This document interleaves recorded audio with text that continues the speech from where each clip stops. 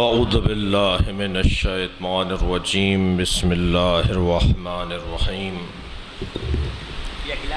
الحمد للہ الذی لا یبلغ مدحته القائلون ولا يحصي نعماءه العادون ولا يغدي حقه المجتهدون الذي ليس لصفته حد محدود ولا نعت موجود ولا وقت معدود ولا أجل ممدود فطر الخلائق بقدرته ونشر الرياح برحمته الصلاة والسلام على الرسول المسدد المصطفى العمجد المحمود الأحمد سیدنا و مولانا و مولا الکونین جد الحسن والحسین عانی ابو القاسم محمد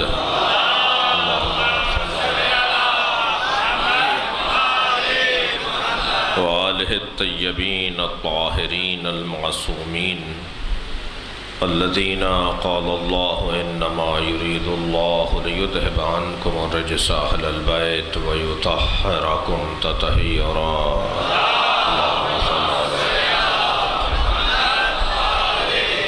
ولعنت اللہ علی اعدائہم اجمعین من یوم عداوتہم الى قیام یوم الدین اما بعد قال الحکیم فی قرآن الکریم بسم اللہ الرحمن الرحیم انا اعطیناک الکوثر فصل لربک ونحر ان شانئک هو الابتر صلوات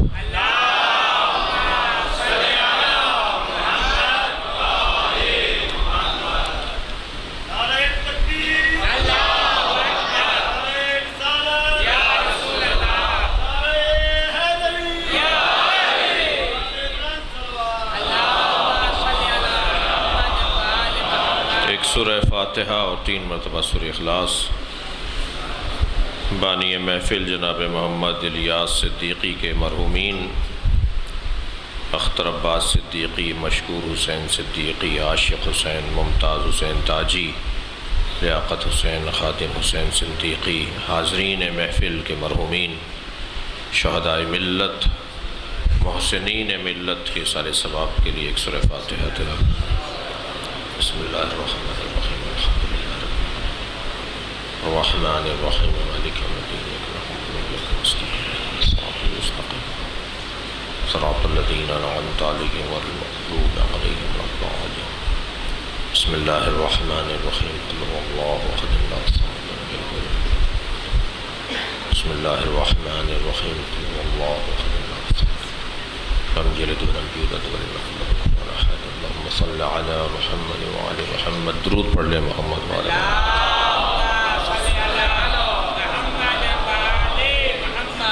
سورہ مبارکہ کوثر قرآن مجید کا سب سے چھوٹا سورہ مگر قرآن کی حفاظت کا سب سے بڑا سامان۔ اللہ کا دین، اللہ کا اسلام، اللہ کا قرآن، اللہ کی شریعت بچے گی بے نام زینب۔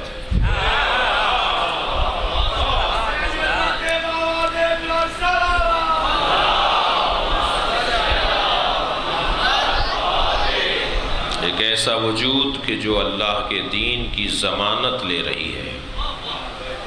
مجھے اور آپ کو یہ افتخار اور عزت حاصل ہے کہ ہم سیدہ کے چاہنے والے ہیں۔ آج پہلی شعبان ہے، علماء کرام نے اور صاحبان ممبر نے مسلسل بی بی کی محبت کو جاگزین کیا ہے۔ میں نے آپ کے سامنے جس سورے کا انتخاب کیا ہے وہ قرآن کا سب سے چھوٹا سورہ ہے۔ قرآن میں 2 ہی سورے ہیں جو 3 آیتوں پر مشتمل ہیں، ایک سورہ النصر اور ایک سورہ والعصر۔ اور خبردار کسی کو چھوٹا دیکھ کر اسے حقیر نہیں سمجھنا، اور کسی کو لمبا چوڑا دیکھ کر اسے امیر نہیں سمجھنا۔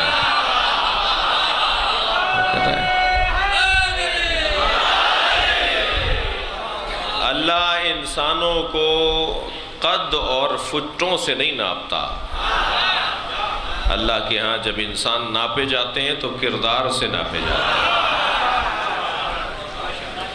جس کا جتنا بہتر کردار ہوگا وہ اتنا ہی بڑا انسان ہوگا، اور چاہے انسان بڑا دکھائی دے مگر اس کے پاس اگر کردار نہ ہو تو وہ کردار کا بونا ہوگا، اس کی کوئی حیثیت نہیں ہوگی۔ اہل بیت کی قرآن میں اللہ تعریف کر رہا ہے، نشانیاں بتا رہا ہے۔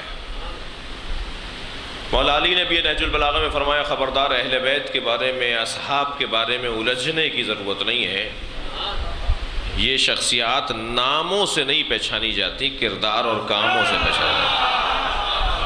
سورہ مبارکہ آل عمران کی 134ویں آیت میں اللہ نے کچھ نشانیاں بیان فرمائی ہیں۔ وَالَّذِينَ يُنْفِقُونَ فِي السَّرَّاءِ وَالضَّرَّاءِ وَكَاظِمِينَ الْغَيْظَ وَعَافِينَ عَنِ النَّاسِ وَاللَّهُ يُحِبُّ الْمُحْسِنِينَ۔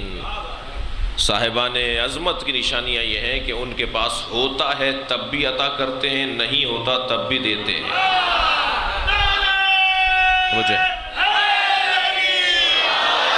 صاحبان کردار کی نشانی یہ ہے کہ ان کے پاس ہو تب بھی دیتے ہیں، نہ ہو تب بھی دیتے ہیں۔ یہ ہو تب دیں تو سمجھ میں آتی ہے بات۔ اس بچے کی جیب میں مثلا 10 روپے ہوں اور کوئی فقیر اس سے مانگے اور یہ 2 روپے دے دے تو بات سمجھ میں آتی ہے، اور اس کی جیب میں کچھ بھی نہ ہو اور یہ نہ دے تو لوگ کہیں گے کہ نہیں تھا، لیکن نہ ہو اور پھر دے۔ ایک صاحب کہنے لگے مولانا ہمارے پاس پیسے ہوتے تو ہم بھی سخی ہوتے۔ میں نے کہا آپ سخی ہوتے تو آپ کے پاس پیسے ہوتے۔ صلوات پڑھیں ذرا محمد و آل محمد۔ اللہ اس کے ذریعے سے تقسیم کرواتا ہے جس میں دینے کا جذبہ ہو۔ غور کر رہے ہیں؟ شاید ماحول اسی انداز سے چل رہا ہے کہ یہاں لینے کا جذبہ ہے، دینے کا جذبہ نہیں ہے۔ جس ماحول میں لینے کا جذبہ زیادہ غالب آ جائے، ایک بی بی کی محفل ہے کہ جس کی صفات میں بڑی صفت یہ ہے کہ وہ دینے والی ہے، وہ شعور دینے والی ہے، وہ عرفان دینے والی ہے، وہ کردار دینے والی ہے، وہ تحفظ اسلام دینے والی ہے۔ اس نے دیا ہے، لیا نہیں ہے۔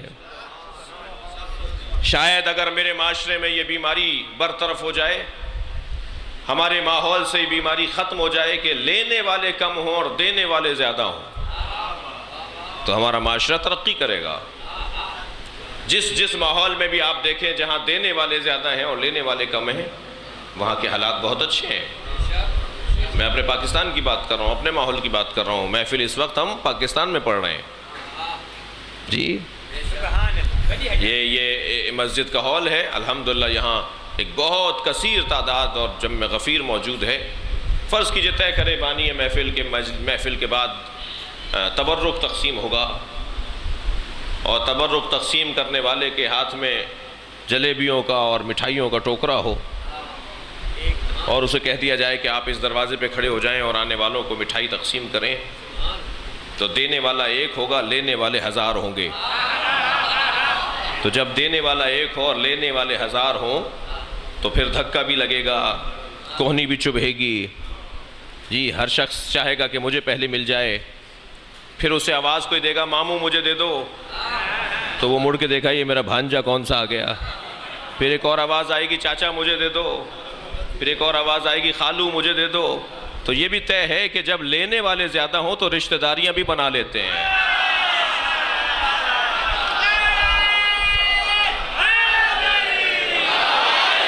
اور فرما رہے آپ، بڑی عنایت آپ کی، ملتان کا بہت بافہم مجمع ہے بھائی، صدیوں سے مجلس سنتے آ رہے ہیں، نسل بعد نسل مجلسی لوگ ہیں۔ تو دینے والا ایک ہے، تو ایک مرتبہ دھکے لگنے لگے، مسئلہ ہونے لگا، تو بانی نے کہا جی دوسرا دروازہ بھی کھولو۔ پھر ایک ٹوکرا لے کے وہاں ایک اور صاحب کھڑے ہو گئے، کچھ لوٹ کم ہوا مگر مطلوب کیفیت نہیں ہوئی۔ انہوں نے کہا جی تیسرا دروازہ بھی کھولو، پھر چوتھا بھی کھلوا دیا، پانچواں بھی کھلوا دیا۔ اب میں آپ سے پوچھتا ہوں جتنے دینے والے بڑھتے جائیں گے اتنا ہی ماحول پرسکون ہوتا چلا جائے گا نا۔ اہل بیت چاہتے ہی ہیں کہ دینے والے بڑھ جائیں، لہذا آئیڈیل ماحول ہوگا کہ جب لوگ صدقہ لے کر پھر رہے ہوں گے اور کوئی لینے والا نہیں ہوگا۔ اللہ اکبر۔ جب امام ظہور فرمائیں گے، جب حضرت ظہور فرمائیں گے تو لوگ صدقہ لے کر پھریں گے کہ کوئی ہمیں مستحق مل جائے، مگر جسے مستحق سمجھ کے وہ دیں گے وہ کہے گا میں خود دینے والا ہوں۔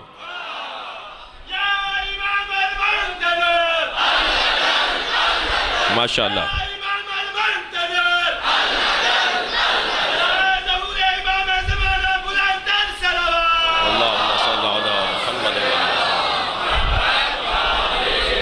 عزیزان گرامی، ہمارے ماحول کی اصلاح اور ہمارے ماحول کے حالات پر بھی بنیادی توجہ کی ضرورت ہے۔ بعض اوقات ہم چھوٹے مسئلے حل کر دیتے ہیں تو معاشرہ پرسکون نہیں ہوتا، بڑے مسئلوں کے حل کرنے کی ضرورت ہے۔ اور یہ کیسے ہوگا کہ دینے والے زیادہ ہو جائیں؟ اس کے دو سبب ہیں۔ ایک تو معاشی خوشحالی سبب بنے گا کہ دینے والے زیادہ ہوں، اور دوسرا جذبہ سخا، عطا کا جذبہ، سخاوت کا جذبہ۔ پریشان حالی میں اگر کوئی شخص اپنے جیسے سے جا کر بات کرے تو اللہ حدیث قدسی میں کہتا ہے یہ میری شکایت لگا رہا ہے۔ مجھے اگر پریشانی ہے تو مجھے اس سے مانگنا چاہیے جو دے سکتا ہے۔ میں اسے جا کر رو رہا ہوں، پریشان ہو رہا ہوں، اس کو بتا رہا ہوں جو کچھ نہیں کر سکتا، تو اللہ حدیث قدسی میں کہتا ہے یہ میری شکایت لگا رہا ہے۔ اور اللہ کی شکایت لگانے والا کون ہے وہ خود جانتا ہے۔ تو قرآن مجید کا سب سے چھوٹا سورہ ہے مگر قرآن کی حفاظت کا سب سے بڑا سامان ہے۔ کیا ہوا ہے؟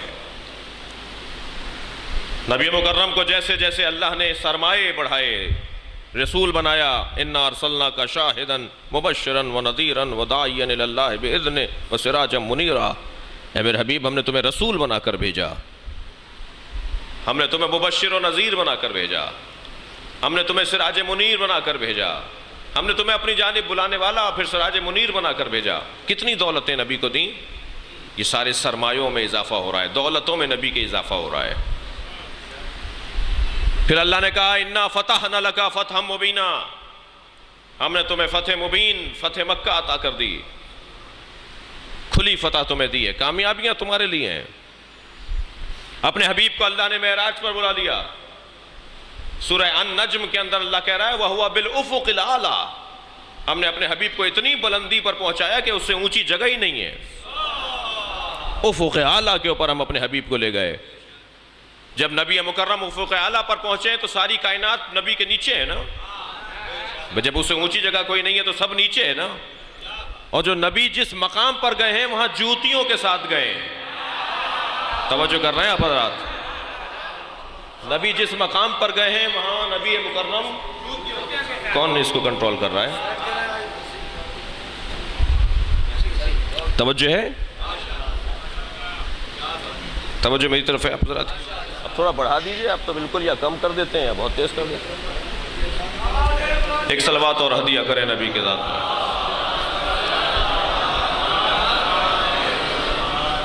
ایک اور صلوات ہدیہ کریں۔ اس سے بہتر صلوات ہدیہ کریں۔ اللہم صلی علی محمد۔ توجہات آپ سے زیادہ چاہوں گا۔ پروردگار عالم نے اپنے حبیب کو جس مقام پر پہنچایا ہے وہاں حدیث کہتی ہے کہ نبی جوتیوں کے ساتھ گئے۔ البتہ حضرت موسیٰ سے جوتیاں اتروائیں تھیں اللہ نے۔ فَخْلَ نَعْلَيْكَ، اے موسیٰ جوتیاں اتارو، خلع نال کرو، اپنے پیروں سے جوتیاں اتارو۔ یہ وادی مقدس ہے، معلوم یہ ہوا جو وادی مقدس ہو وہاں جوتیاں اتار کر آتے ہیں۔ یہ حدیث، یہ قرآن کی آیت سے روشن ہے کہ مسجدوں میں، امام بارگاہوں میں، مقدس جگہوں پر جوتیاں اتاری جائیں۔ یہ بحث نہیں ہوگی کہ جوتیاں پاک ہوتی ہیں یا نجس ہوتی ہیں، جوتی جوتی ہوتی ہے۔ غور کر رہے ہیں؟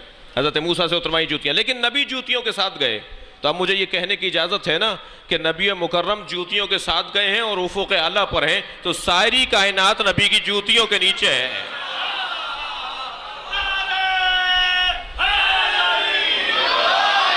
دنیا کے جتنے خزانے ہیں، دنیا کی جتنی دولتیں ہیں، وہ سرکار کے پیروں، جوتیوں کے نیچے ہیں۔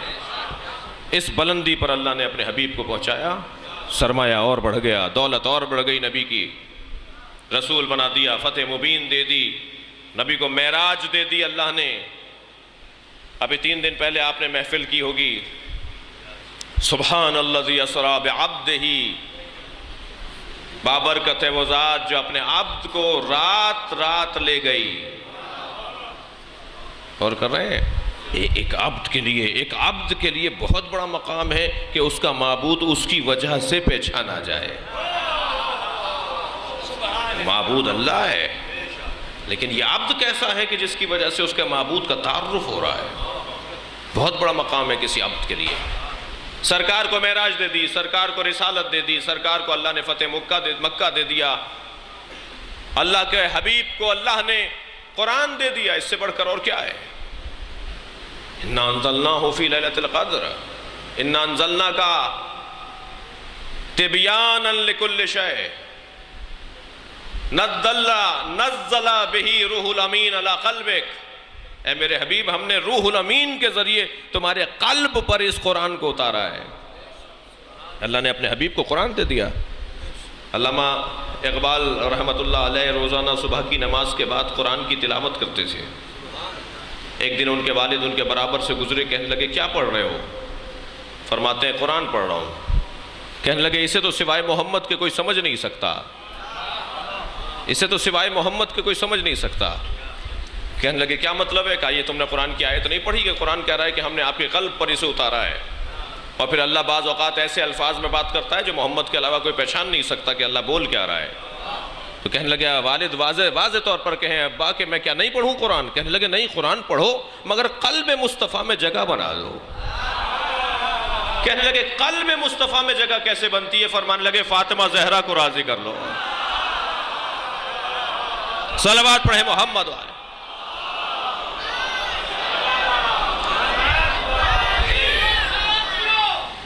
توجہ ہے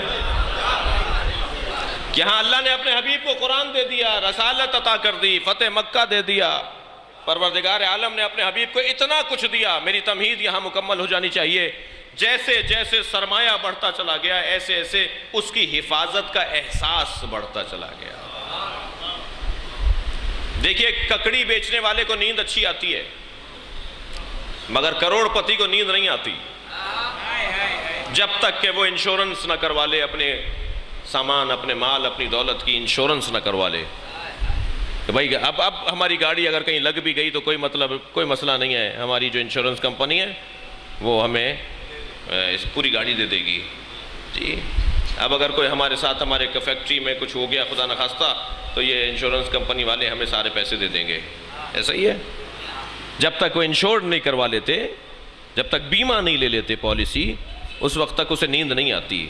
لیکن جیسے ہی وہ بیمہ پالیسی لے لیتا ہے سکون میں آ جاتا ہے کہ میری اب چیز اگر بگڑے گی بھی تو بچانے والا کوئی ہے۔ اللہ کو جتنا نبی کو اللہ نے جتنا سرمایہ دیا، دولت اتنی بڑھی کہ کسی کی دولت نبی کی دولت سے قابل مقایسہ نہیں ہے۔ اتنی دولت بڑھی، یا اللہ یہ بچے گی کیسے؟ فرمایا اِنَّا أَعْطَيْنَاكَ الْكَوْثَرَ، ہم نے تمہیں فاطمہ زہرا عطا کر دی، تمہارا دین اسی کی وجہ سے بچتا رہے گا۔ صلوات پڑھے محمد و آل محمد۔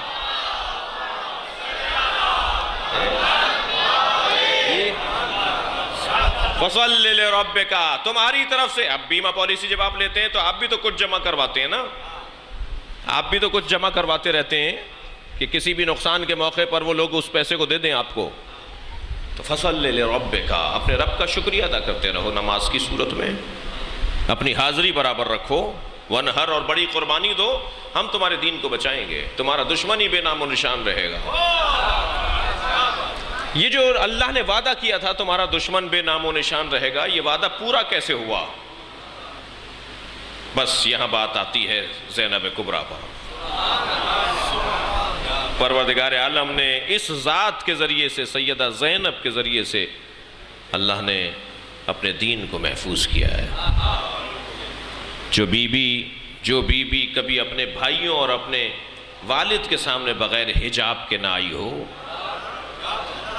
وہ اگر کسی دربار میں بغیر حجاب کے کھڑے خطبہ دے رہی ہو تو اس کا انداز بتاتا ہے کہ یہ اللہ کی طرف سے مامور ہے. اللہ کی طرف سے بہت سی دلیلیں ہیں. علماء کرام تشریف فرمائے، صاحبان دقت بیٹھے ہیں. بہت سی دلیلیں ہیں کہ جناب زینب اللہ کی طرف سے مامور تھیں. ان اللہ یراہن اسارا، اللہ انہیں اسیر دیکھنا چاہتا ہے. ارادہ پروردگار زینب کے ساتھ ہے. یہ امام حسین کا جملہ ہے. لہذا سیدہ زینب کا مقام کچھ کم مقام نہیں ہے. دیکھیے بہت وسیع باب ہے آج کی محفل کا. آج کی محفل میرے اور آپ کے ممدوح شخصیت اور ذات جو ہے جناب زینب، ان کے اوپر بات کرنے کے لیے بڑا وسیع ٹائم چاہیے. کئی زاویے ہیں، کئی پہلو ہیں بی بی کی شخصیت پہ غور کرنے کے حوالے سے. اللہ اپنا دین، اپنا نظام کسی غیر معصوم کے ہاتھ میں نہیں دے گا. ایک نجی ٹی وی چینل کے اوپر تھے، ایک دیوبندی مفتی صاحب ہمارے ساتھ تھے، ایک بریلوی مفتی صاحب بھی تھے. وہ فرمانے لگے کہ ہم پنجتن کی عصمت کے تو ہم اہل سنت بھی قائل ہیں، آپ اپنے ائمہ کی عصمت کے جو قائل ہیں اس پہ آپ کے پاس دلیل کیا ہے؟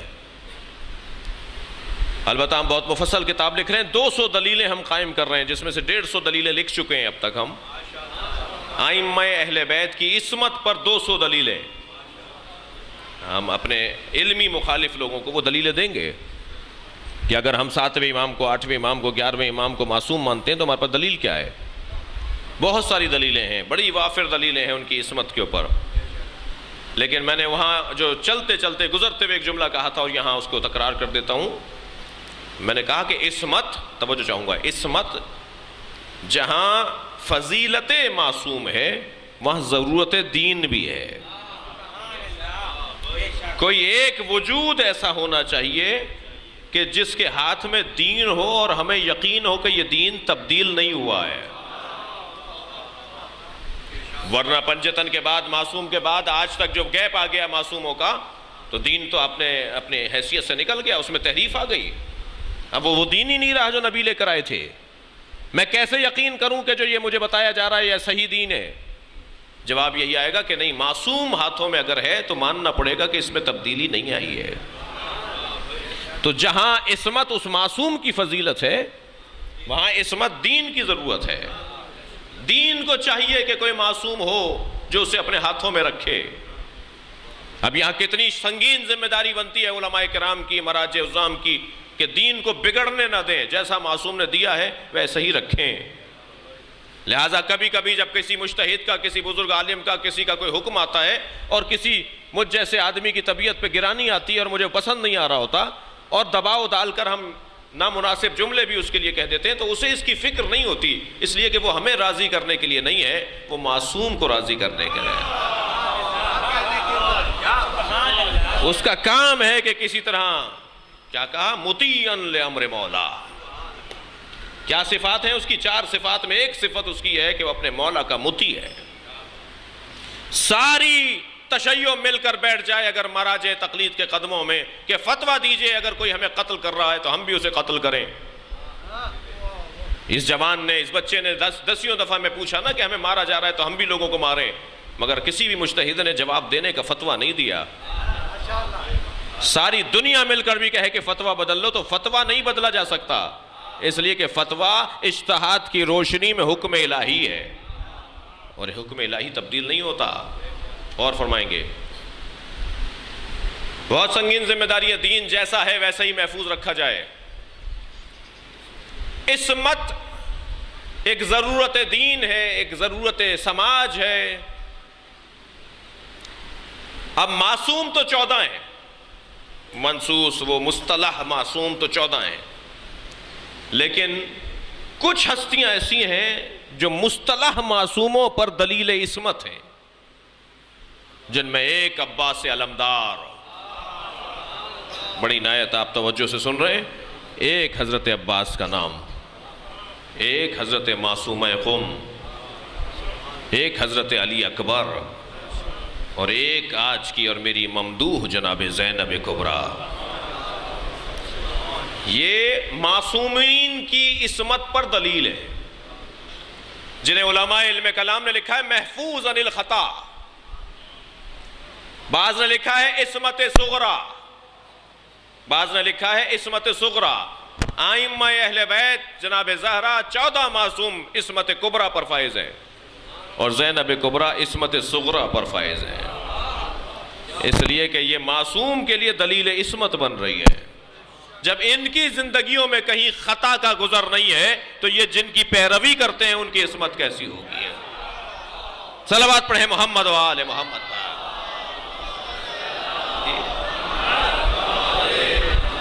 میں نے تمہید اس ایک اور مرحلے کے لیے لی۔ جناب زینب کی ذات عصمت صغرا پر فائز ہے، جناب زینب کی ذات محفوظ عن الخطا شخصیت ہے۔ علامہ ذیشان درجوادی کا بڑا حسین جملہ یاد آ رہا ہے، وہ فرماتے ہیں کہ معصوم اور محفوظ میں فرق یہ ہے کہ معصوم جو کام کرتا ہے وہ شریعت کہلاتی ہے، اور محفوظ وہ کام کرتا ہے جو معصوم کرتا ہو۔ اور پھر اس ذات کی عظمتوں میں ایک عنوان بی بی کے القاب ہیں۔ بی بی کا نام زین للعب، جو نبی کے لیے زینت ہو اس علی کی زینت زینب، اپنے بابا کی زینت، نہ صرف نبی، قرآن کی زینت علی، نبی کی زینت علی، ہر زاویہ نگاہ سے عظمتوں کا عنوان علی کی ذات، اور علی کے لیے اگر کوئی زینت بن رہی ہیں تو وہ علی کی بیٹی زینب ہے۔ اس خاندان کے اندر عظمتوں کے بڑے عنوانات ہیں۔ حضرت عباس کی ابھی محفل آپ کریں گے 2-3 دن کے بعد۔ حضرت عباس علمدار کا ایک لقب ہے قمر بنی ہاشم، بڑے معروف اور مشہور اور مستند لقب ہے قمر بنی ہاشم۔ علامہ ذیشان درجوادی کی تو پوری اس پہ کتاب، جو انہوں نے حضرت کے اوپر کتاب لکھی اس کا نام ہی قمر بنی ہاشم رکھا ہے۔ علمدار کربلا آیت اللہ رسولی محلاتی کی کتاب ہے۔ خود ہم نے ایک کتاب حضرت کی زندگی پر کوشش کی حضرت کو راضی کریں، اس کا نام خورشید وفا رکھا ہے، وفا کا سورج، توجہ ہے نا حضرات کے۔ تو حضرت عباس علمدار قمر بنی ہاشم ہے۔ تو علامہ ذیشان درجوادی لکھتے ہیں کہ قمر بنی ہاشم کس کا لقب ہے؟ یہ اس کا لقب ہے جو قمروں کے درمیان رہتا ہے۔ تاریخ کہتی ہے کہ قمر بطحا لقب ہے حضرت عبد المطلب کا، قمر حرم لقب ہے حضرت ابو طالب کا۔ خود قرآن نے مولا علی کو قمر کہا ہے، والشمس وضحاها والقمر اذا تلاها۔ قسم ہے، اللہ کہہ رہا ہے قسم ہے سورج کی کہ جب وہ طلوع کرتا ہے، اور قسم ہے چاند کی جو سورج کے پیچھے چلتا ہے۔ یہاں سورج سے مراد محمد مصطفیٰ ہیں، قمر سے مراد علی مرتضیٰ ہے۔ صلوات پڑھیں محمد و آل محمد پر۔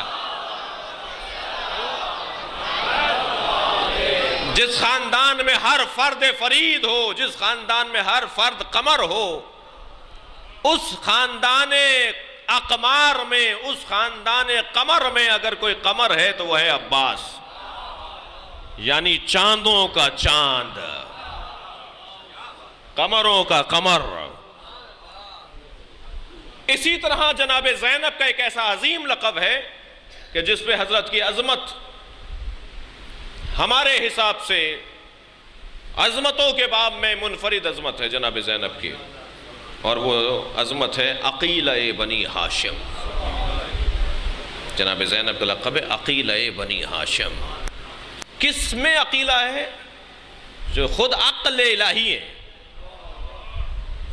تھوڑا سا توجہ بڑھائیں، یہ جو اللہ نے کہا ہے اول ما خلق اللہ القلم، نبی نے فرمایا اول ما خلق اللہ القلم، اول ما خلق اللہ نوری، پھر نبی نے فرمایا اول ما خلق اللہ العقل، اللہ نے سب سے پہلے عقل کو خلق کیا۔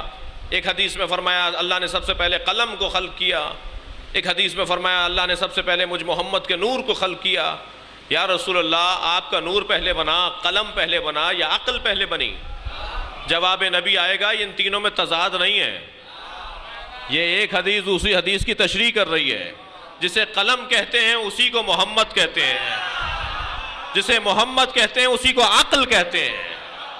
یہ عقل کا وجود، خود یہ گھرانہ عقل ہے، اور کر رہے ہیں آپ حضرات؟ جو عقل گھرانہ ہو، جو عاقلوں کا گھرانہ ہو، اس گھرانے میں اگر کوئی عقیلہ کہلائے، صلوات پڑھے محمد و آل محمد پر، صاحبان عقل لوگوں میں اگر کوئی عقیلہ ہے، اہل دقت بیٹھے ہوئے، پھر توجہ چاہوں گا، عاقل اور ہوتا ہے، عقیل اور ہوتا ہے۔ یا بی بی کا لقب عاقلہ بنی ہاشم نہیں ہے بھائی، آپ تھوڑا گردن ہلاتے رہیے، میری بات پہنچ رہی ہے نہیں؟ عاقلہ اور ہے، عاقل اور ہے، عقیلہ اور ہے، عقیل اور ہے۔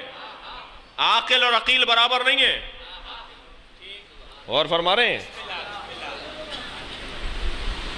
عاقل اسے کہتے ہیں کہ جو صاحب عقل ہو جی، مگر ضروری نہیں ہے کہ اس کی عقل ہمیشہ سے ہو، جب سے پیدا ہوا جب سے ہو، نہیں ایسے نہیں جی۔ ممکن ہے کہ کبھی اس کی عقل کم رہی ہو، کبھی عقل ہی نہ رہی ہو، پھر آ گئی ہو، پھر تھوڑی بڑی ہوئی ہو، پھر بڑی ہوئی ہو، ایک وقت آیا کہ عقل بڑی ہو گئی، عقل بڑھ گئی، عقل پوری ہو گئی۔ اذا تم العقل نقص القلام، جب عقل کمال پر پہنچ جاتی ہے تو بولنا کم ہو جاتا ہے۔ حدیث سنا دی میں نے آپ کو، جب عقل کمال پر پہنچتی ہے تو صاحب عقل کی گفتگو کم ہو جاتی ہے۔ زیادہ بولنے والے دلیل ہوتی ہے کہ عقل نہیں ہے ان کے پاس، کم بولنے والے خود دلیل بن جاتے ہیں کہ ان کی عقل بہتر ہے۔ ایسا ہی ہے، اس کا مطلب یہ کہ عقل جو ہے وہ مختلف مراحل طے کرتی ہے، عقل کے مختلف مراحل ہیں۔ چاہ رہے ہیں یہ بات کروں میں نہیں جی؟ علماء علم کلام نے، علماء عرفان نے عقل کی 4 قسمیں بیان کی ہیں۔ سنا دوں سبق اپنا؟ تھوڑا سا گردن ہلاتے رہیے، مجھے یہ خوف ہو رہا ہے کہ یہ آواز آپ کو تنگ نہ کر رہی ہو، میری آواز تھوڑا سا ساؤنڈ میں مسئلہ مجھے محسوس ہو رہا ہے، ایسا نہیں ہے نا؟ صحیح ہے سب؟ پیچھے والوں نے ہاں نہیں بولا، اس کا مطلب ہے جی، شکریہ، بہت شکریہ۔ عقل کی 4 قسمیں ہیں، بیان ہو جائے نا؟ عقیلہ بنی ہاشم پر بات کر رہے ہیں۔ عقل کی 4 قسمیں ہیں۔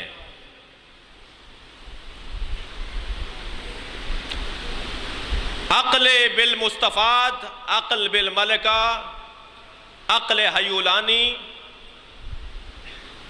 عقل بالکمال۔ میں نے ترتیب بگاڑ دی ہے کیونکہ ترتیب اب ٹھیک کرتا ہوں پہلے سے، یعنی یہ جو میں نے جس ترتیب سے بولا ہے اس ترتیب سے نہیں ہے۔ ایک صلوات پڑھ لیں ذرا محمد والے۔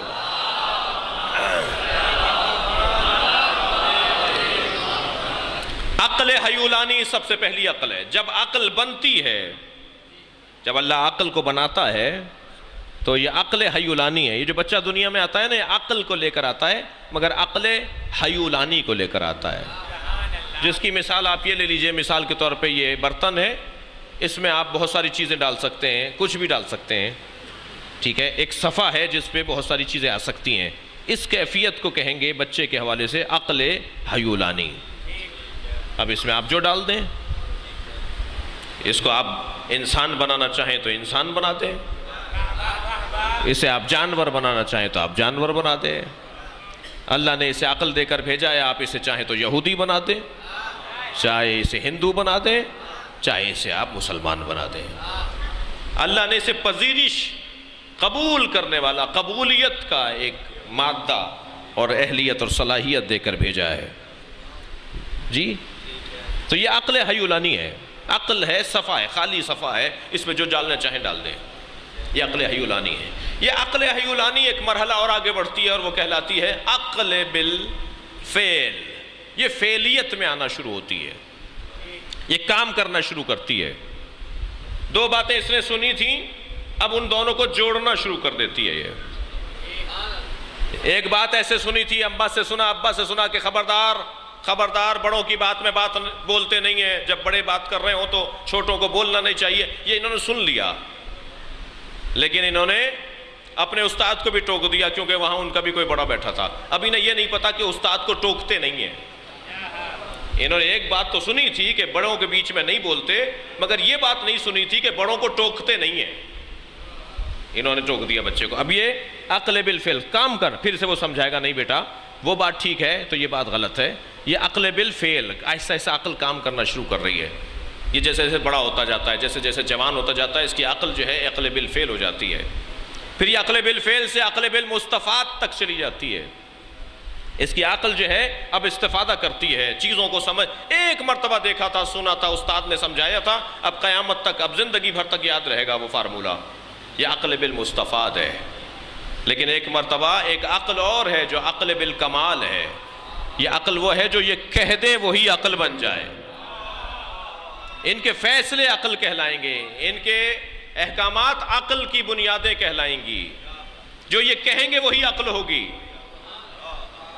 یہ ہے معصومین کی عقل. یہ ہے معصومین کی عقل. لہذا آیت اللہ جوادی عاملی تقسیم کر رہے ہیں انسان کامل اور انسان اکمل میں. انسان کو دو حصوں میں تقسیم کر رہے ہیں. فرماتے ہیں ایک انسان ہے، ایک انسان کامل ہے اور ایک انسان اکمل ہے. اور انسان کامل اور انسان اکمل کی انہوں نے تعریفیں کی ہیں. فرماتے ہیں مالک اشتر انسان کامل ہے، علی مرتضیٰ انسان اکمل ہے. ان سے بڑا پھر کوئی انسان نہیں ہے. اور فرمایا آپ نے اب یہ خاندان کون سا خاندان ہے؟ یہ سارے عقیل ہیں.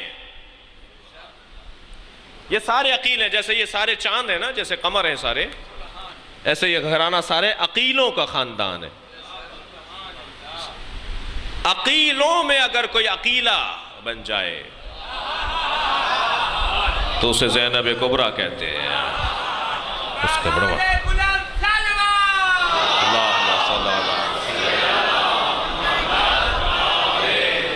میں بہت ساری مثالیں رکھتا ہوں اپنے اس مدعا کے اوپر. بات کو ہضم کر کے اور سمجھ کر آپ کے سامنے سبق دہرا رہا ہوں. آپ نے کبھی غور فرمایا کہ جب چادر تطہیر کا واقعہ سن 9 ہجری میں رونما ہوا، 9 ہجری میں جب مباہلہ پیغمبر اکرم کہہ کر آ گئے کہ کل تعالوا ندعو ابناءنا وابناءکم ونساءنا ونساءکم وانفسنا وانفسکم ثم نبتہل ونجعل لعنۃ اللہ علی الکاذبین. یہ 9 ہجری میں آئے. تطہیر اور مباہلے کے واقعے کا بڑا گہرا ربط ہے آپس میں. مباہلے میں پیغمبر کہہ کر آئے کہ تم اپنے مردوں کو لے آؤ، ہم اپنے مردوں کو لاتے ہیں. تم اپنے بیٹوں کو لاؤ، ہم اپنے بیٹوں کو. ہم اپنی عورتوں کو، تم اپنی عورتوں کو. ہم اپنے جیسوں کو، تم اپنے جیسوں کو. پھر ہم مباہلہ کریں گے. غور کر رہے ہیں؟ تو پیغمبر گھر میں تشریف لائے اور آ کر آپ نے فرمایا یا فاطمہ ایتینی بالکساء الیمانی، مجھے چادر یمنی لا کر دے دو. انی اجد فی بدنی ضعفا، میں اپنے بدن میں ضعف محسوس کر رہا ہوں. سیدہ نے چادر یمنی لا کر دے دی. نبی نے چادر لے لی. کچھ دیر کے بعد امام حسن آئے. پوچھا میرے نانا کی خوشبو مجھے آ رہی ہے. فرمایا کہ چادر کے نیچے تمہارے نانا موجود ہیں. امام حسن قریب گئے، جا کے نانا کو سلام کیا. نانا نے جواب دیا، کہا میں بھی چادر میں آ جاؤں؟ نانا نے فرمایا تم بھی چادر میں آ جاؤ. کچھ دیر کے بعد امام حسین آئے. پھر آپ نے آ کر سلام کیا. نبی سے پوچھا. نبی نے انہیں بھی چادر میں لے لیا. پھر کچھ دیر کے بعد مولا علی آئے. پوچھا میرے بھائی، میرے وسیع، میرے مولا یہاں موجود ہیں؟ کہاں چادر کے نیچے ہیں. انہوں نے سلام کیا. انہوں نے بھی چادر میں لے لیا. امام حسن، امام حسین، جناب مولا کائنات، پھر جناب زہرا چادر کے اندر چلی گئیں. میں آپ سے سوال کرتا ہوں، اس وقت میں بیویاں دیکھ رہی تھیں، اسی لیے تو جناب ام سلمہ نے آگے بڑھ کر کوشش کی کہ وہ چادر میں آ جائیں. اور نبی نے چادر کا کونا کھینچ کے فرمایا تم خیر پر ہو، اہل بیت میں نہیں ہو جائے. میں آپ سے سوال کر رہا ہوں کہ اس ماحول میں جناب زینب کہاں تھیں؟ قاعدتاً قانوناً طبق معمول جناب زینب وہی ہیں. عقیلہ بنی ہاشم کی دلیل دے رہا ہوں. زینب کبریٰ وہی ہیں، مگر چادر کے قریب آنے کی کوئی روایت نہیں ملتی. کیوں نہیں ملتی چادر کے قریب آنے کی کوئی روایت؟ اس لیے کہ زینب جانتی ہیں اس چادر میں میری جگہ نہیں ہے. تمام تر عظمتیں میں چادر کے اندر اگر چلی جاؤں گی تو معصومہ کا ایک بال اگر آسمان دیکھے گا تو قیامت آ جائے گی. مجھے تو کوفہ جانا ہے، مجھے تو شام جانا ہے، میرا تو کام ہی کچھ اور ہے. اللہ اکبر. مجھ سے جو اللہ نے کام لینا ہے وہ کام ہی کچھ اور ہے. دلیل دے رہا ہوں. جب مولا کائنات کو لے جا رہے تھے نا گرفتار کر کے، جناب زہرا نے فرمایا تھا میں اپنی چادر پریشان کر رہی ہوں، میں اپنے بال پریشان کر رہی ہوں، چھوڑ دو علی کو. تو لکھا ہے آیت اللہ عباس قمی نے بھی، شیخ عباس قمی نے بھی اور بزرگوں نے بہت لکھا ہے اس روایت کو، بڑی روایت ایک جگہ نہیں ہے، کہ جب بیوی نے فرمایا خلو ابو الحسن کو چھوڑ دو ورنہ میں اپنے بال پریشان کر دوں گی، تو سلمان کہتے ہیں کہ میں نے دیکھا سیدہ نے اپنی چادر ہٹانا چاہی، گویا اپنے سر کو کھول رہی تھی سیدہ، تو سلمان کہتے ہیں میں نے دیکھا مسجد نبوی کی دیواریں فضا میں اٹھنے لگیں، یہ مسجد اتنی اوپر ہو گئی تھی کہ گھوڑا گزر سکتا تھا۔ جب مولا علی نے یہ منظر دیکھا ماحول کے اندر تو مڑ کر دیکھ کر فرمایا فاطمہ اپنی چادر پریشان نہیں کرو، گویا زہرا فرمانی تھی میں قیامت لا رہی ہوں، اگر علی کو نہیں چھوڑو گے میں ابھی زمین آسمان جوڑ دوں گی، میں ابھی آسمان اور زمین کو ملا ڈالوں گی، اور مولا نے فرمایا نہیں چادر پریشان نہیں کرو اپنی۔ زینب جانتی ہیں کہ مجھے کوفہ جانا ہے، زینب مجھے جانتی ہیں کہ مجھے شام جانا ہے، میرے سر پہ چادر نہیں ہوگی، آسمان چادر کے بغیر میرا سر دیکھے گا، لہذا بی بی اس 3 یا 4 سال کا سن ہے جناب زینب کا اس وقت، مگر اس کے باوجود بھی چادر میں نہیں جا رہی سیدہ زینب، اسے کہتے ہیں عقیلہ بنی ہاشم۔ صلوات پڑھیں محمد و آل محمد پر۔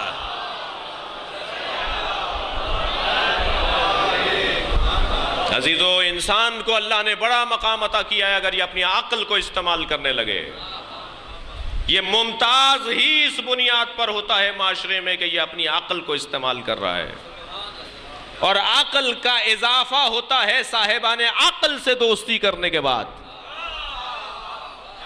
الحمدللہ جو افراد اہل بیت سے جڑے ہوئے لوگ ہیں ان کی عقل ان سے بہتر ہے جو اہل بیت سے دور ہیں، اور اس کو مسلسل اضافہ کرنے کی ضرورت ہے۔ ایک جگہ معصوم ارشاد فرماتے ہیں سنو تمہاری عقل زائل ہو جائے گی اگر تم نے گناہ کیے، جس کے گناہ بڑھ جاتے ہیں ان کی عقل کام نہیں کرتی، بڑی گاڑی سے اترنا، مہنگے کپڑے پہننا، جی 2000 ایکڑ زمین کا مالک ہونا صاحب عقل ہونے کی دلیل نہیں ہے۔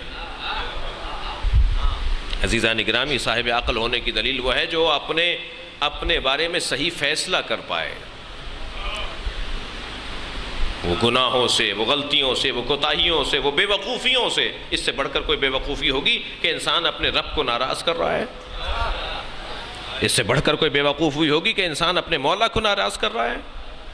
یہ تو سمجھدار ہی نہیں ہے۔ ہر شخص چاہتا ہے بڑے آدمی کو راضی کرے، ہر شخص چاہتا ہے عظیم آدمی کو راضی کرے، عظیم وجود کو راضی کرے، اس سے بڑھ کر کوئی بے وقوف ہوگا کہ مولا علی کو ناراض کر رہا ہے نافرمانی کر کے؟ یہ صاحب عقل نہیں ہے۔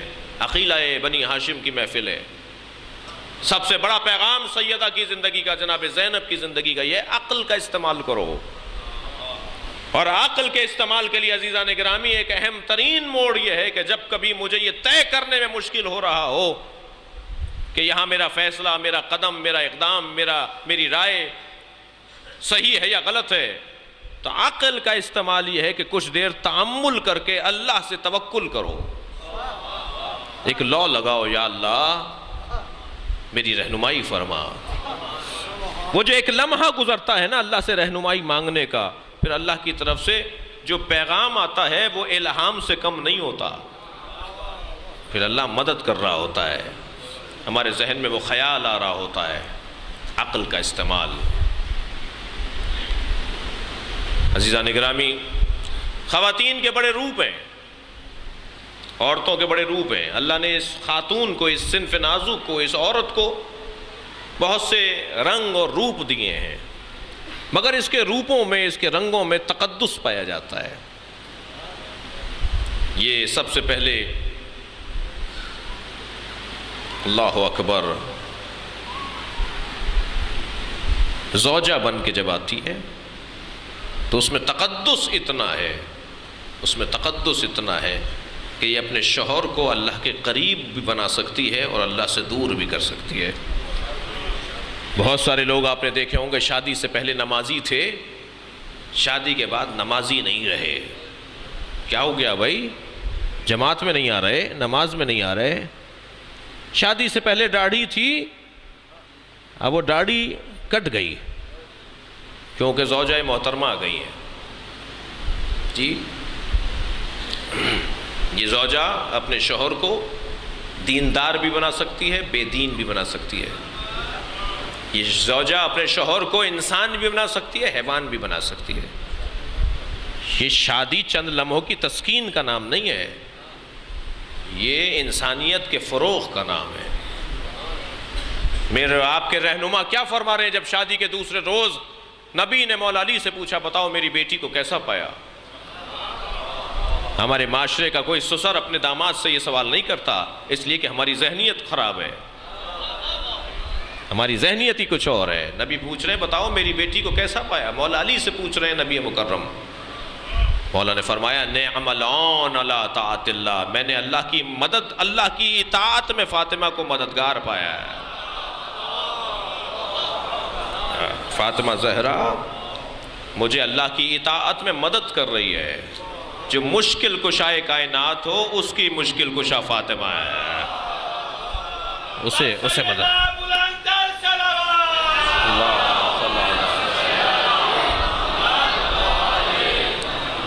ایک روپ اس کا زوجہ کا روپ ہے، یہ اپنے شوہر کو دیندار انسان بہتر بھی بنا سکتی ہے، اپنے شوہر کو یہ حیوان بنا دیتی ہے، اللہ سے دور کر دیتی ہے۔ یاد رہے کہ جس اللہ نے یہ تمہیں دی ہے اس اللہ نے تمہیں کچھ حکم پہلے سے دیے ہوئے ہیں، کہیں اللہ کے حکم اس عورت کی وجہ سے نہ چلے جائیں۔ مگر عزیزو جب یہ مقدس ہو جائے، جب یہ اپنے فرائض کو ادا کرنے لگے تو یہ علی جیسے امام کے لیے بھی مددگار ہو جاتی ہے۔ تو بس زوجائیں وہ زوجائیں ہیں، ورنہ حیوانیت ہے۔ اگر وہ زوجہ یہ کام نہیں کر رہی تو وہ حیوانیت ہے، زوجیت نہیں ہے۔ جی اگر یہ زوجہ اپنے شوہر کو اچھا انسان بنا رہی ہے تو یہ زوجہ ہے۔ جب جناب زینب کا عقد ہوا نا حضرت عبداللہ سے، پہلے تو مولا علی نے اپنی بیٹی کو اپنے چچا زاد، اپنے بھائی کے بیٹے کو یعنی ان کے چچا زاد کو کیوں دیا، اپنے بھتیجے کو کیوں دیا؟ اس لیے کہ نبی کی ایک حدیث مولا کے سامنے تھی، یا علی البنات للبنین، اے علی ہماری بیٹیاں ہمارے بیٹوں کے لیے ہیں۔ یہ ایک حدیث نبی سے مولا علی نے سنی تھی، لہٰذا آپ نے اپنی بیٹی جناب زینب کا عقد جناب عبداللہ سے کیا۔ لیکن جب عقد ہونے لگا نا تو ضمن عقد، نکاح نامے میں آپ کے ہاں بھی تو ایک لکھا ہوا ہے نا، کوئی شرائط تو نہیں ہے، کوئی خاص شرائط تو نہیں ہے، نکاح نامہ میں لکھا ہوا ہے نا، تو ضمن عقد شرط لگائی تھی جناب زینب کبریٰ کے عقد کے موقع پر مولا علی نے، اور وہ شرط یہ تھی کہ میری زینب اگر حسین کے ساتھ جانا چاہے تو ان کا شوہر انہیں روکے گا نہیں، ورنہ شوہر اپنی بیوی کو باہر نکلنے سے روک سکتا ہے۔ شرعی طور پر شوہر اگر روک دے کہ تم باہر نہیں جاؤ گی تو اس کا جانا جائز نہیں ہے۔ فرمایا اگر یہ جانا چاہیں تو عبداللہ روکیں گے نہیں، لہٰذا جب جناب زینب امام حسین کے ساتھ جا رہی ہیں تو یہ پہلے سے طے شدہ تھا کہ عبداللہ یہ زینب جائے گی، اس لیے کہ بغیر زینب کے تو حسین مکمل نہیں ہوتے۔ ذرا خیال رکھیے ان کرم فرماؤں کا۔ جناب زینب کبریٰ کے بغیر امام حسین کا تو جو کام ہے، مشن ہے، وہ مکمل نہیں ہوتا۔ ابھی میرے بزرگ پڑھ رہے تھے میرے عزیز، علامہ اقبال کہتے ہیں حدیث عشق دو بابست کربلا و دمشق۔ جی عشق کی جو حدیث ہے، عاشقوں کا جو ذکر ہے، وہ شروع ہی دو جگہ سے ہوتا ہے۔ عاشقوں کے سربراہ دو لوگ ہیں، ایک کربلا سے تعلق رکھتا ہے، ایک دمشق سے تعلق رکھتا ہے۔ حدیث عشق دو بابست کربلا و دمشق، یکے حسین رقم کرد دیگرے زینب۔ صلوات پڑھیں محمد و آل محمد۔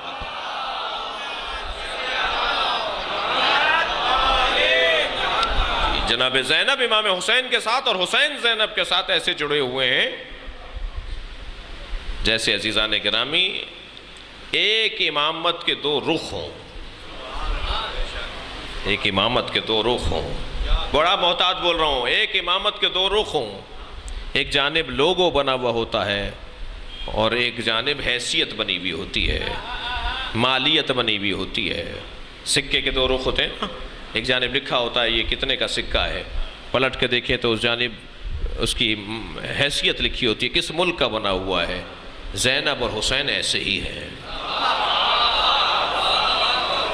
امام حسین اسلام کی مالیت ہیں اور زینب اسلام کی حیثیت ہے. یہ تو حدیث عشق دو بابست کربلا ہوتا ہمیشہ، یہ کہ حسین رقم کر دیگر زینب. بڑا گہرا تعلق ہے. عرفا نے لکھا ہے وہ کچھ دیر کے لیے جو تنہائی میں بہن بھائیوں میں باتیں ہوئیں، عرفا نے حدیث بھی ہے، جب امام غیبت میں چلے گئے تو ایک شیعہ نے آ کے دروازہ بجایا، جناب حکیمہ خاتون کی آواز آئی، کون ہے دروازے پر؟ اس نے کہا مجھے امام سے سوال پوچھنا ہے. کہا امام تو غیبت میں.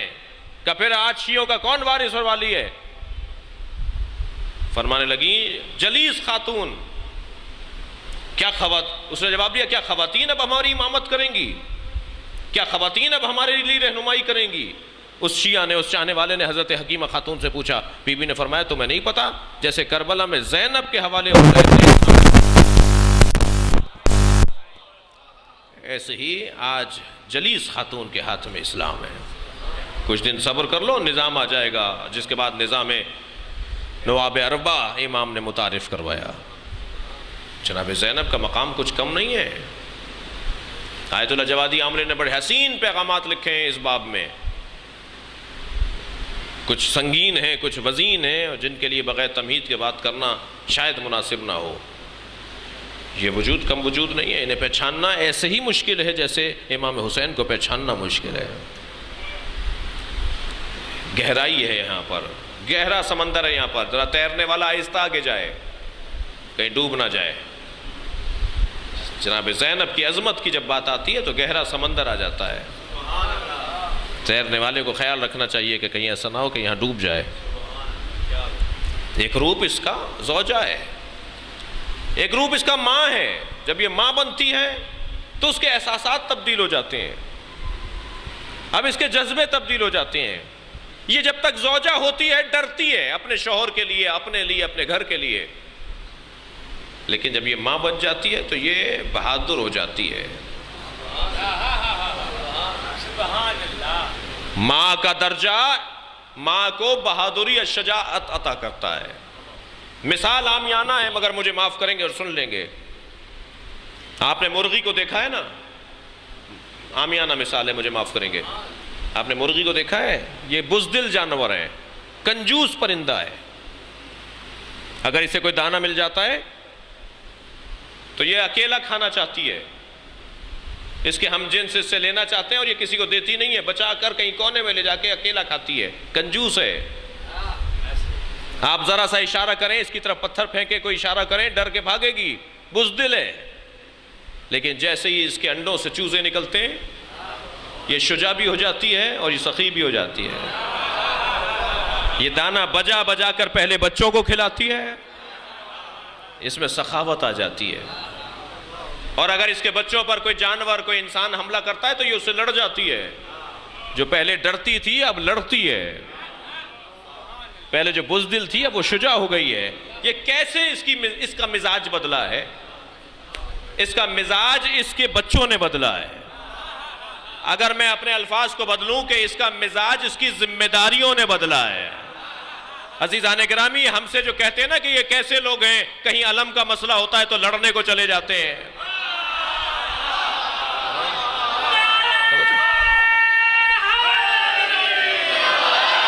امام حسین کے نام پر، اہل بیت کے نام پر لاکھوں روپیہ قربان کر دیتے ہیں، نظر و نیاز پکاتے ہیں، اہتمام کرتے ہیں، مجلسیں کرتے ہیں. یہ لوگ کیسے ہیں؟ وجہ یہی ہے جیسے ہی ذمہ داری بدلتی ہے احساسات تبدیل ہو جاتے ہیں. صلوات پڑھیں محمد و آل محمد پر.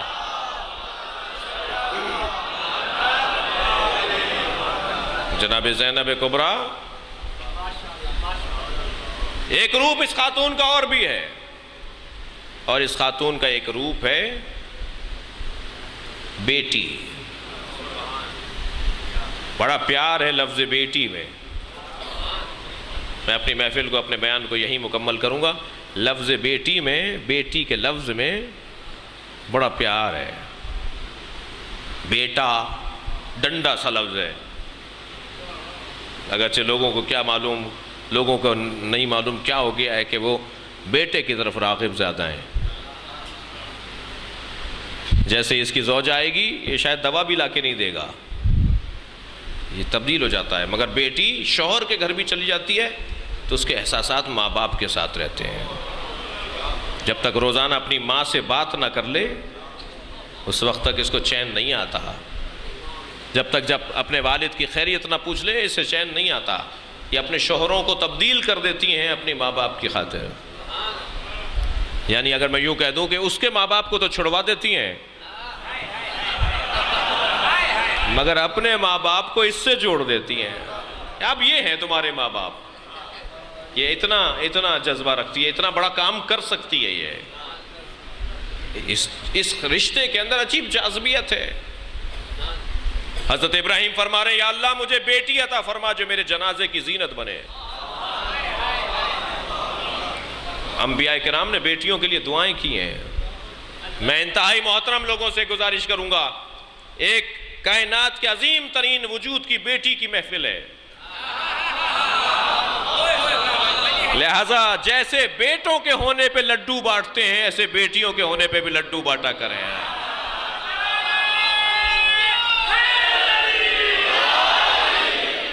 اگر ہم جناب زینب کو راضی کرنا چاہتے ہیں تو ہمیں چاہیے کہ ہم بیٹیوں کی آمد پر بھی ویسی ہی خوشی منائیں جیسی ہم بیٹوں کے آنے پر کرتے ہیں. حدیث ہے, نبی فرماتے ہیں جس نے ایک بیٹی کو پال کر جوان کیا اور اس کے شوہر تک پہنچایا 1/7 جنت کی بشارت دیتا ہوں. 2 بیٹیوں کو جنہوں نے پال کر جوان کیا میں نے تو برابر نصف جنت کی بشارت دیتا ہوں. فرمایا جس نے 3 اور 3 سے زیادہ بیٹیوں کو پال کر جوان کیا, سالم رکھا انہیں سالم رکھا, ان کی حفاظت کی اور شوہروں کے حوالے کر دیا, میں انہیں جنت کی بشارت دیتا ہوں. فرماتے ہیں ان عورتوں میں جن کے ہاں پہلے بیٹی پیدا ہوتی ہے اور جس کے ہاں پہلے بیٹا پیدا ہوتا ہے, دونوں میں افضل عورت وہ ہے جس کے پہلے بیٹی پیدا ہوتی ہو. جناب زینب پر صلوات ہدیہ کریں مل کے.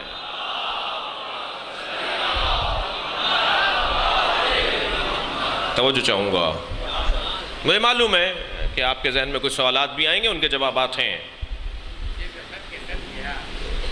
بات استثناء کی ذہن میں رکھیں تو پھر مسئلے حل رہیں گے. استثناءات کو اگر ذہن میں رکھیں تو مسئلے حل رہیں گے. اتنا ہے کہ بیٹی اللہ کی رحمت ہے, رحمت ہے, رحمت ہے, اور بیٹا نعمت ہے. نعمت کا حساب مانگا جائے گا, رحمت پر تو عطائیں ہوگی, رحمت پر عطائیں. بس ایک جملہ کہہ کر آپ سے اجازت چاہ رہا ہوں عزیزو, جو بیٹی باپ کے لیے رحمت بن جائے تو دیکھا جائے گا یہ باپ کون ہے. علامہ اقبال کا قصیدے کے 2 مصرے سن لیجئے. فرماتے ہیں نور چشم رحمت للعالمین, جو عالمین پر اللہ کی رحمت ہے اس پر رحمت فاطمہ ہے. جو پوری کائنات کے لیے زینت ہے اس کی زینت زینب ہے. نور چشم رحمت للعالمین, آن امام اولین و آخرین. یا اللہ ہمارے اس بیٹھنے کو عبادت شمار فرما. یہ جتنے بھی احباب جناب زینب کے دروازے باب اللہ قرار دیا ہے, تو نے انہیں باب الحوائج قرار دیا ہے. اے اللہ اس باب الحوائج کے صدقے میں, اس باب اللہ کے صدقے میں حاجات کو پورا فرما, بیماروں کو شفا عطا فرما, مسافروں کو منزل عطا فرما. ہمارے باقر صاحب کے بھائی بیمار ہیں, یا اللہ انہیں شفا عطا فرما. امام زمانہ کے ظہور میں تعجیل فرما. بانی محفل, حاضرین محفل, احباب کی صحت و عمر برکت کے جناب زینب کی توانائی کے ساتھ صلوات